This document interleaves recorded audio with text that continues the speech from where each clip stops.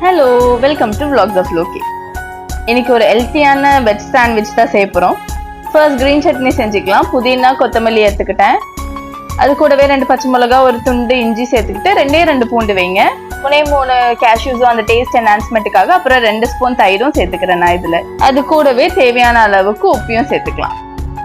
இதை நல்லா கிரைண்ட் பண்ணி பேஸ்ட்டாக எடுத்து வச்சுக்கலாம். கொஞ்சம் கொஞ்சமாக நான் தண்ணி ஊற்றி தான் கிரைண்ட் பண்ணிக்கிட்டேன். Green chutney ready.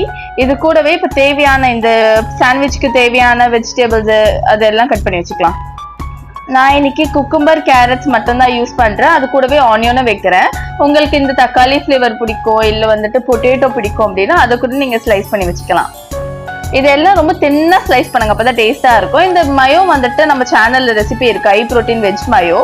இது எப்படி செய்யறதுன்னு நம்ம சேனல்லே ரெசிபி இருக்குது, நீங்கள் போய் பார்த்துக்கோங்க. ஒரு சைட் மயோ, இன்னொரு சைட் கிரீன் சட்னி. எங்க அக்கா பெர்ஃபெக்ட்டா தேய்க்கணும் அப்படின்னு சொல்லிட்டு கார்னர் கூட விடாம தேய்ச்சிட்டு இருந்தாங்க. 2 சைடுமே தேய்ச்சதுக்கு அப்புறம் அரேஞ்ச்மெண்ட்ஸ் தான், உங்களுக்கு பிடிச்ச மாதிரி அரேஞ்ச் பண்ணுங்க. இவ கொஞ்சம் ப்ராப்பரா பண்ணணும்னு ப்ராப்பரா பண்ணிட்டு இருந்தாங்க. ரொம்ப ஈஸியா குவிக்கா செஞ்சிடலாம். இந்த மயோ ரெசிபியும் ரொம்ப ஈஸி தான். நீங்க பாருங்க, என் சேனலை செக் அவுட் பண்ணி பாருங்க. இது எல்லாமே சேர்ந்து நீங்க ரொம்ப ஹெல்த்தியா ஒரு பிரேக்ஃபாஸ்ட் சாப்பிடணும் அப்படின்னா இதை குவிக்கா ஈஸியா செஞ்சு சாப்பிட்டுடலாம். ட்ரஸ்ட் மீ, இந்த டேஸ்ட் அவ்வளோ சூப்பரா இருக்கும். அந்த கிரீன் சட்னி டாமினேட்டிங்கா சூப்பரா இருக்கும். ட்ரை பண்ணி பாருங்க.